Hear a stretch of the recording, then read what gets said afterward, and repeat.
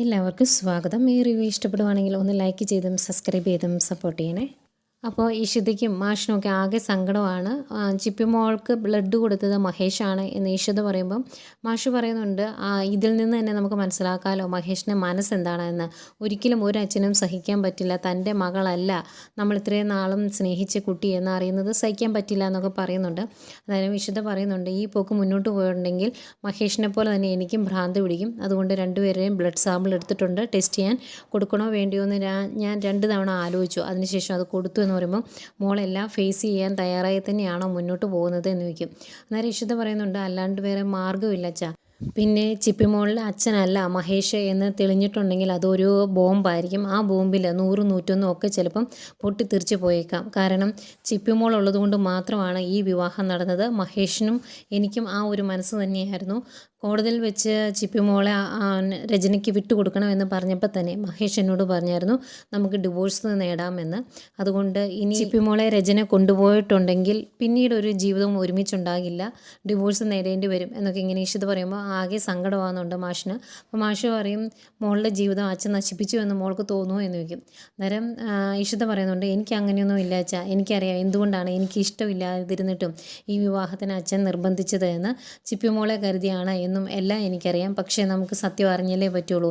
പിന്നെ ഈ കാര്യങ്ങളൊന്നും അമ്മയെ അറിയിക്കേണ്ട, അമ്മയ്ക്ക് അത് സഹിക്കാൻ പറ്റില്ല എന്ന് പറയുമ്പോൾ മാഷ് പറയുന്നുണ്ട്, അത് തന്നെ അവളെ അറിയിച്ചിട്ടുണ്ടെങ്കിൽ അവൾ ഏത് രീതിയിൽ പ്രതികരിക്കുമെന്ന് എനിക്കും അറിയത്തില്ല എന്ന് പറയും. എന്നിട്ട് പിന്നെ മാഷിനോട് പറയുന്നുണ്ട്, അച്ഛൻ ഇതൊക്കെ ഓർത്ത് പ്രഷർ കൂട്ടി അസുഖമൊന്നും വരുത്തിയേക്കരുത്, നമുക്ക് നോക്കാം, ഇനിയും താമസിച്ച അമ്മ അന്വേഷിക്കുമെന്ന് പറഞ്ഞ് രണ്ടുപേരോട് കയറി പോവാം.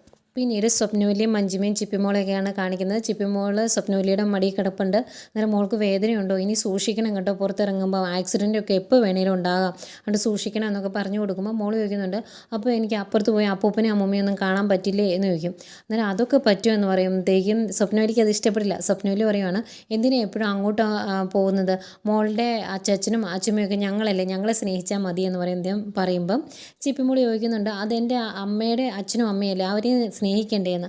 അന്നേരം മഞ്ജിമ പറയുവാണ്, കണ്ടോമേ കുറച്ചെങ്ങും അല്ല കൊച്ചിന് ഡോസ് കുത്തിവെച്ചേക്കുന്നത്, അവളെല്ലാം പറഞ്ഞു കൊടുത്ത് മോളെ മാറ്റുവാണ് എന്ന് പറയും. എന്തൊക്കെയാണ് അങ്ങോട്ട് ഇഷിതയും വരുന്നുണ്ട്. അന്നേരം മോളെ എങ്ങനെയുണ്ട്, ഇപ്പോൾ വേദനയുണ്ടോ എന്ന് ചോദിക്കുമ്പോൾ ചെറിയ വേദന ഉണ്ടായിരുന്നു, അമ്മയെ കണ്ടപ്പം എൻ്റെ വേദന മൊത്തം പോയി എന്ന് പറയും. അന്നേരം അതും ഇഷ്ടപ്പെടുന്നില്ല സ്വപ്നവല്ലിക്ക്. അന്നേരം സ്വപ്നവല്ലിയോട് ഇഷിത പറയുന്നുണ്ട്, പേടിക്കേണ്ട അമ്മ, വലിയ പ്രശ്നങ്ങളൊന്നുമില്ല, കുറച്ച് ബ്ലഡ് പോയെന്നേ ഉള്ളൂ, ഇനി മോൾക്ക് കുഴപ്പമൊന്നുമില്ല എന്ന് പറയും. എന്നിട്ട് നിങ്ങൾ വേണേൽ പൊയ്ക്കോ, ഞാൻ മോളുടെ അടുത്തിരുന്നോളാം എന്ന് പറയുമ്പോൾ വേണ്ട ഞങ്ങൾ ഇരുന്നോളാം എന്ന് പറയുകയാണ് സ്വപ്നവല്ലി. അന്നേരം മോള് പറയും, വേണ്ട അച്ഛമ്മയും പാപ്പയും എഴുന്നേറ്റ് പൊക്കോ, ഇവിടെ ഇരുന്നാൽ അമ്മ ഇരുന്നാൽ മതി എന്ന് പറയുമ്പോഴത്തേക്കും അത് ഇഷ്ടപ്പെടാതെ രണ്ടുപേരോട് തുള്ളിക്കൊണ്ടങ്ങ് എഴുന്നേറ്റ് പോകും. അന്നേരം ഇഷിത മോളോട് ചോദിക്കുന്നുണ്ട്, എങ്ങനെ ഇപ്പോൾ മോൾക്ക് സുഖമായോ എന്നൊക്കെ ചോദിക്കും. ഇപ്പോൾ കുഴപ്പമൊന്നുമില്ല എന്ന് ചിപ്പിമോള് മറുപടിയും പറയും. അതിനുശേഷം ഇഷിത പറയുന്നുണ്ട്, മോൾക്ക് ആരാ ബ്ലഡ് തന്നതെന്ന് അറിയാമോ, ഡാഡിയാന്ന് പറയുമ്പോൾ അപ്പോൾ ഡാഡിക്ക് എന്നോട് ഒത്തിരി ഇഷ്ടമുണ്ടല്ലേ എന്ന് ചോദിക്കും. അതേ എന്ന് പറയും. ഇനിയിപ്പം ഡാഡി എന്തെങ്കിലും ഭക്ഷണം കഴിച്ചോ എന്ന് പോയി ചോദിക്കട്ടെ അമ്മ എന്ന് പറയുമ്പോൾ ചോദിക്കുക, എന്നിട്ട് കഴിച്ചില്ലെങ്കിൽ കഴിപ്പിച്ചിട്ടേ വരാവുള്ളേ എന്നൊക്കെ ചിപ്പിമോളും പറയുന്നുണ്ട്. എന്നാൽ അമ്മ പോയിട്ട് വരാമെന്ന് പറഞ്ഞ് ഇഷിത അപ്പുറത്തേക്ക് എഴുന്നേറ്റ് പോകുമ്പോൾ മോളിങ്ങനെ ഓരോന്ന് ആലോചിച്ചുകൊണ്ടിരിക്കുക. ഈ സമയമെല്ലാം അപ്പുറത്ത് മാഷിന് ഭയങ്കര ടെൻഷനാട്ടോ. ഇഷിത പറഞ്ഞ ഓരോ കാര്യങ്ങളിങ്ങനെ മനസ്സിൽ പോവാണ്. അന്നേരം മാഷിന് ഒരു കപ്പ് ചായ എടുത്തുകൊണ്ട് കൊടുക്കുന്നുണ്ട് സുചിത്ര. അന്നേരം പ്രിയാമണി എന്ത് ചെയ്യുന്നു ചോദിക്കുമ്പം ആക്സിഡൻറ്റിൻ്റെ കാര്യം കേട്ടപ്പോൾ തൊട്ട് ആകെ തളർച്ചയായിരുന്നു, പേടിച്ചിട്ടാന്ന് തോന്നുന്നു, പോയി കിടന്നു എന്ന് പറയും. എന്നിട്ട് പറയുന്നുണ്ട്, ഏതായാലും ഇളയമ്മ ആക്സിഡൻറ്റ് കാണാതിരുന്നത് നന്നായി, ഞാൻ പേടിച്ചു പോയി, തീർന്നു പോയെന്ന് ഓർത്തത്. മോൾ അത്രയും നേരം അവിടെ ഇല്ലായിരുന്നു, ബോൾ ഉരുണ്ട് കറക്റ്റ് വണ്ടിയുടെ ബാക്കിലോട്ട് വന്നപ്പം മോൾ ശ്രദ്ധിക്കാതെ ഓടി അങ്ങോട്ട് കയറി, വണ്ടി ബാക്കിലോട്ട് വന്നു, അങ്ങനെയാണ് സംഭവിച്ചത് എന്ന് പറയും. അന്നേരം മാഷ് ചോദിക്കുന്നുണ്ട്, അയാളുടെ ഭാഗത്തായിരുന്നോ തെറ്റെന്ന്. അന്നേരം പറയും, അല്ലെന്നേ അയാൾ പുറകിലൊക്കെ നോക്കിയിട്ടാണ് വണ്ടി എടുത്തത്, മോൾ ഓടിച്ചെന്ന് കയറിയതാ എന്ന് പറയുന്നുണ്ട്. ഏതായാലും ഭാഗ്യമായി, ഒരുപാടൊന്നും സംഭവിച്ചില്ലല്ലോ എന്ന് പറയുന്നുണ്ട് മാഷ്. അന്നേരം സുചിത്ര പറയുന്നുണ്ട്, രണ്ടുപേരുടെ മഹേഷ് ഏട്ടൻ്റെയും മോളുടെയും ബ്ലഡ് സാമ്പിൾ എടുത്തിട്ടുണ്ട്, അതെന്തിനാ, വല്ല DNA ടെസ്റ്റിനും ആണോ എന്ന് ചോദിക്കും.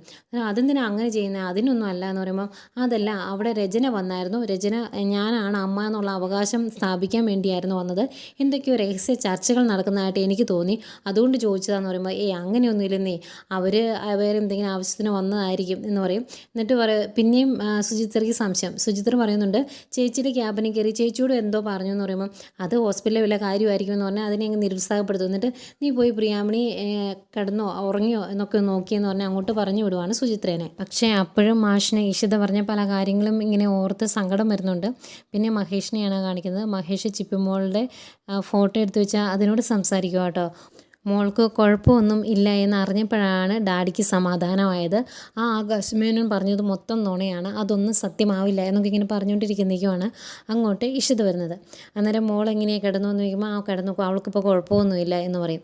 അന്നേരം ഇഷിത പറയുന്നുണ്ട് മോൾക്ക് ഒത്തിരി സന്തോഷമായി ഡാഡി ബ്ലഡ് കൊടുത്തു എന്ന കാര്യം അറിഞ്ഞപ്പം ഡാഡിക്കിപ്പം എന്നോട് ഒത്തിരി ഇഷ്ടമുണ്ടല്ലേ എന്നൊക്കെ ചോദിച്ചു എന്ന് പറയും. അന്നേരം മഹേഷ് പറയുന്നുണ്ട് എനിക്ക് അവളോട് സ്നേഹം മാത്രമല്ലേ ഉള്ളൂ, വേറെ ഒന്നുമില്ല എന്ന് പറയുമ്പം ആ സ്നേഹം ഫോണിലും മനസ്സിലൊക്കെ സൂക്ഷിച്ചു വെച്ചാൽ പോരാ, കുഞ്ഞിനോട് കാണിക്കണം, അതിനെ ലാളിക്കണം, എങ്കിലല്ലേ അതിനെല്ലാം മനസ്സിലാവുള്ളൂ എന്നൊക്കെ ഇങ്ങനെ ചോദിക്കും കേട്ടോ. അന്നേരം മഹേഷിന് ഇത്തിരി വിഷമമാവുന്നുണ്ട്. ഇഷിത പറയും ഞാൻ അതിനൊന്നും അല്ല വന്നേ, ഇപ്പോൾ ഫുഡ് കഴിക്കാൻ വേണ്ടി വിളിക്കാൻ വന്നാൽ അപ്പോൾ നമുക്ക് ഭക്ഷണം കഴിക്കാമെന്ന് പറയും. അന്നേരം മഹേഷ് പറയും വേണ്ട എനിക്ക് വിശക്കുന്നില്ല എന്ന് പറയുമ്പോൾ അച്ഛനും അമ്മയൊക്കെ അവിടെ ഇരിപ്പുണ്ട്, വാ ഭക്ഷണം കഴിക്കാം, എനിക്കും വിശക്കുന്നുണ്ട് വന്നേ എന്ന് പറഞ്ഞ് നിർബന്ധിച്ച് വിളിച്ചുകൊണ്ട് പോവാണ്. അന്നേരം സ്വപ്നവല്ലിയും രാമനോട് ഇരുന്ന് ഭക്ഷണം കഴിക്കുക കേട്ടോ. സ്വപ്നവല്ലി വിളമ്പി കൊടുത്തുകൊണ്ടിരിക്കുക. അപ്പം സ്വപ്നവല്ലി പറയുന്നുണ്ട് ആ ഇഷിത അവൾ ഇങ്ങോട്ട് കയറി വന്നേ പിന്നെയാണ് ഈ കുടുംബത്തിൻ്റെ ഐശ്വര്യം മൊത്തം നഷ്ടപ്പെട്ടത്. അതിനുശേഷം മഹേഷ് നേരാവണമൊന്നും സംസാരിക്കുന്നില്ല, ചിപ്പിമോളോട് അടുക്കുന്നില്ല, എന്തൊക്കെയാണ് ഇവിടെ നടക്കുന്നത്. അവസാനം ആക്സിഡൻറ്റും ആയി. നിങ്ങളല്ലേ പറഞ്ഞത് മഹാലക്ഷ്മിയാണ്, ആ മഹാലക്ഷ്മിയുടെ ഗുണം കൊണ്ടാണ് ഇതൊക്കെ സംഭവിക്കുന്നത് എന്നൊക്കെ ചോദിക്കും. നേരം രാമന് ദേഷ്യം വരുന്നുണ്ട്. നേരം രാമൻ പറയുന്നുണ്ട് നിൻ്റെ നാവ് നീ അടക്കി വെച്ചോണം, ഇനി മോളെപ്പറ്റി എന്തെങ്കിലും കുറ്റം പറഞ്ഞിട്ടുണ്ടെങ്കിൽ നിന്നെ കാരണം ഞാൻ അടിച്ചു പൊളിക്കും. ഈ ശബ്ദം കേട്ട് ആൾക്കാർ കൂടണ്ടല്ലോ എന്നോർത്ത് മാത്രമാണ് ഞാനതൊന്നും ചെയ്യാത്തതെന്ന് പറഞ്ഞ് വഴക്ക് പറയും. ഏതായാലും അപ്പോഴത്തേക്കും അങ്ങോട്ടേക്ക് മഹേഷും ഇഷിതയും വരും. അവർ രണ്ടുപേരും ഇരുന്ന് എഴുന്നേക്കും. അവിടെ നിന്ന് എഴുന്നേറ്റ് നമ്മുടെ സ്വപ്നവല്ലി വിളമ്പി കൊടുക്കുകയാണ് മഹേഷിന്. അന്നേരം മഹേഷിന് മാത്രം വിളമ്പി കൊടുക്കുന്നുള്ളൂ കേട്ടോ. അന്നേരം ഇഷിത ഇങ്ങനെ നോക്കിയിരിക്കുക കേട്ടോ. അന്നേരം മഹേഷിനെല്ലാം വിളമ്പി കഴിയുമ്പോഴത്തേക്കും മഹേഷ് ഇങ്ങനെ നോക്കും, ഇഷിത ഇങ്ങനെ വെറുതെ ഇങ്ങനെ ഒത്തിരി വിഷമത്തോടെ നോക്കിയിരിക്കുന്ന കാണുമ്പോഴത്തേക്കും ആ വിളമ്പി കൊടുത്ത അത്രയും ഭക്ഷണം ഇഷിതയ്ക്ക് കൊടുത്തിട്ട് താൻ കഴിക്കുക എന്ന് പറയും. അന്നേരം അതങ്ങ് ഇഷ്ടപ്പെടുന്നില്ല സ്വപ്നവല്ലിക്ക്. അതുപോലെ അതിൽ കറിയെല്ലാം മഹേഷ് തന്നെ ഒഴിച്ചു കൊടുത്തിട്ട് കഴിക്കുക എന്ന് പറയുവാണ്. അതൊന്നും ഇഷ്ടപ്പെടുന്നില്ല കേട്ടോ സ്വപ്നവല്ലിക്ക്. എന്നിട്ട് മഹേഷ് വേറെ എടുക്കും. എന്നിട്ട് സന്തോഷത്തോടെ അവരിരുന്ന് കഴിക്കുവാണ്. അന്നേരം സ്വപ്നവല്ലിയുടേതായ ചെറിയ കുശുമ്പ് പറയുമ്പോൾ അതിന് തർക്കുത്തരം പോലെ രാമൻ മറുപടി കൊടുക്കുന്നുണ്ട്. ഏതായാലും സന്തോഷത്തോടെ ഇരുന്ന് ഭക്ഷണം കഴിക്കുവാണ് മഹേഷ്. പിന്നീട് ചിപ്പിമോളുടെ അടുത്തേക്ക് ഇഷിത വരുന്നുണ്ട്. എന്നിട്ട് മോൾക്ക് പാലുമായിട്ട് വന്ന് പാലൊക്കെ കൊടുത്തിട്ട് മോളെ കിടത്തി ഓർക്കും. അന്നേരവും മഹേഷുമായിട്ടുള്ള സ്നേഹം വർദ്ധിക്കാൻ വേണ്ടി അച്ഛന് ഭയങ്കര സങ്കടമായിരുന്നു. മോൾക്ക് ആക്സിഡൻറ്റ് പറ്റിയപ്പം ബ്ലഡ് തരുമൊക്കെ ചെയ്ത ഡാഡിയില്ല, ഡാഡിക്ക് ഇപ്പോൾ എന്ത് ഇഷ്ടമാണെന്നറിയാം മോളോട് എന്നൊക്കെ പറഞ്ഞ് അങ്ങനെയൊക്കെയുള്ള കാര്യങ്ങൾ പറഞ്ഞു കൊടുത്താണ് മോളെ ഓർക്കുന്നത്. പിന്നെ കാണിക്കുന്നത് നമ്മുടെ പിറ്റേ ദിവസം ആകാശം രചന ഇങ്ങോട്ട് ഹോസ്പിറ്റലിലേക്ക് വരുന്നതാണ്. അവർ DNA ടെസ്റ്റിന് കൊടുത്തു മഹേഷിൻ്റെ നിർദ്ദേശപ്രകാരം. അന്നേരം ഇന്നാണ് റിസൾട്ട് വരുന്നത്. അന്നേരം ആകാശ് പറയുന്നുണ്ട് ഏതായാലും ഇന്നത്തോടു കൂടി അവന് ശവമാവും, റിസൾട്ട് പോസിറ്റീവ് ആയിരിക്കും എന്ന കാര്യത്തിൽ തനിക്ക് ഉറപ്പല്ലേ എന്ന് ചോദിക്കുമ്പോൾ പിന്നെ എനിക്കറിയത്തില്ല എൻ്റെ കുഞ്ഞിൻ്റെ അച്ഛൻ ആരാണെന്ന്, അതിനിപ്പം ടെസ്റ്റിൻ്റെ ആവശ്യമൊന്നുമില്ല എന്ന് രചന പറയും. ഏതായാലും അവർ റിസൾട്ട് നോക്കിയിരിക്കുവാണ്. അന്നേരം അവിടെ മഹേഷുണ്ട്. മഹേഷിനെ മാക്സിമം അങ്ങ് അപമാനിക്കാൻ ശ്രമിക്കുന്നുണ്ട് കേട്ടോ ആകാശ്. ഇന്നത്തോടു കൂടി നിൻ്റെ ജീവിതം അവസാനിച്ചിടാ, എന്നിട്ട് എൻ്റെ കുഞ്ഞാണ് ചിപ്പി എന്നുള്ളത് ഞാൻ ന്യൂസിലെല്ലാം കൊടുക്കും, അതോടുകൂടി CEO നാറാൻ പോകുന്നുള്ളൂ എന്ന് പറയുമ്പം നീ കൂടുതൽ കിടന്ന് കളിക്കണ്ട എന്ന് മഹേഷും പറയുന്നുണ്ട്. അന്നത്തേക്ക് ഇഷിത അങ്ങോട്ട് വരും. അന്നേരം ആകാശ് ചോദിക്കുന്നുണ്ട് ഞാൻ വിചാരിച്ചത് ഇഷിതയ്ക്ക് കുറച്ച് വിവരമുണ്ടെന്നാണ്, DNA ടെസ്റ്റിൻ്റെ റിസൾട്ടിന് വേണ്ടിയാണെങ്കിൽ അത് എൻ്റെ കയ്യിൽ ഓർമ്മയുണ്ട്, അത് ഞാൻ മഹേഷിനെ കാണിച്ചതാണ്, ഇനി ടെസ്റ്റ് ചെയ്താൽ ആ റിസൾട്ട് തന്നെയല്ലേ വരാൻ ഉള്ളൂ എന്നൊക്കെ ചോദിക്കും. അന്നേരം ഇഷിത പറയുന്നുണ്ട് ഏതായാലും റിസൾട്ട് വരട്ടെ എന്നിട്ട് മതി അങ്ങോട്ടും ഇങ്ങോട്ടുമുള്ള ഈ അവകാശവാദം എന്ന് പറയുവാണ്. അന്നേരം ചിപ്പിമോളും അങ്ങോട്ട് വരണം കേട്ടോ. അപ്പം ചിപ്പിമോളോട് രചന പറയും മോളുടെ അച്ഛൻ ആകാശായെന്ന് പറയുമ്പോൾ അല്ല ഇതാ എൻ്റെ ഡാഡി എന്ന് പറഞ്ഞ് മഹേഷിൻ്റെ അടുത്തോട്ട് ചിപ്പിമോള് ചേർന്ന് നിൽക്കുന്നുണ്ട്. അപ്പോഴേക്കും ഡോക്ടർ വരും. ഡോക്ടർ റിസൾട്ട് ഇഷിതയുടെ കയ്യിൽ കൊടുക്കും. അത് വായിക്കാൻ ആദ്യം ഒരു മടിയാണ്, പിന്നീട് ഇഷിത തുറന്ന് വായിച്ചിട്ട് അതിൽ നോക്കി ആദ്യം ഒന്ന് ഞെട്ടും. എന്നിട്ട് ഇങ്ങനെ പറയുവാണ് മഹേഷാണ് കുഞ്ഞിൻ്റെ അച്ഛൻ. അന്നേരം അങ്ങനെയാണോ, എങ്കിൽ ഞാനൊന്ന് കാണട്ടെ എന്ന് പറഞ്ഞ് ആകാശ് അത് മേടിക്കും. എന്നിട്ട് ചോദിക്കും ഇഷിതയ്ക്ക് വായിക്കാനും എഴുതാനൊന്നും അറിയത്തില്ല, അതുകൊണ്ടാണോ, ഇതിൻ്റെ അകത്ത് വ്യക്തമായിട്ട് എഴുതിയിട്ടുണ്ടല്ലോ ഞാനാണ് കുട്ടിയുടെ അച്ഛനെന്ന്, ഇനിയിപ്പം അത് പ്രത്യേകിച്ച് പറഞ്ഞു തരണോ എന്ന് ചോദിക്കും. അന്തേക്കും കുറേ കളിയാക്കും പിന്നെയും മഹേഷിനെ. എന്നിട്ട് മോളെ വിളിച്ചുകൊണ്ട് പോകാൻ രചനയോട് പറയും. രചന കുട്ടിയെ നിർബന്ധിച്ച് വിളിച്ചുകൊണ്ട് പോകുന്നു. മഹേഷ് ആകെ സങ്കടപ്പെട്ട് നിൽക്കുവാണ്. അന്നേരം ആകാശം മഹേഷിനോട് പറയുന്നുണ്ട് CEO അങ്ങനെ വെറും ശവമായി, അതിൻ്റെ ദുർഗന്ധം കാരണം ഇവിടെ നിൽക്കാൻ പറ്റുന്നില്ല, നീ തീർന്നടാ എന്നൊക്കെ പറഞ്ഞിട്ട് ആകാശം അങ്ങോട്ട് പോകുമ്പം ഇഷിതയോട് മഹേഷ് വിഷമത്തോടെ പറയുവാണ് അവർ ദേ നമ്മുടെ കുഞ്ഞിനെ കൊണ്ടുപോയി എന്ന് പറയുമ്പോൾ മിണ്ടി പോകരുത്, നിങ്ങൾക്കറിയായിരുന്നു ഇല്ലേ മോള് ആകാശിൻ്റെ ആന്ന്, എന്നിട്ട് എന്നെ പറ്റിക്കുമായിരുന്നല്ലേ എന്നിങ്ങനെ പറഞ്ഞ് ഇഷിത താലി ഊരി മഹേഷിൻ്റെ കയ്യിൽ കൊടുത്തിട്ട് പോവുകയാണ്. ഇത് ഇത്രയും മഹേഷിൻ്റെ സ്വപ്നമാട്ടോ. അത്രയും കാണിച്ചുകൊണ്ടാണ് ഇന്നത്തെ എപ്പിസോഡ് അവസാനിക്കുന്നത്.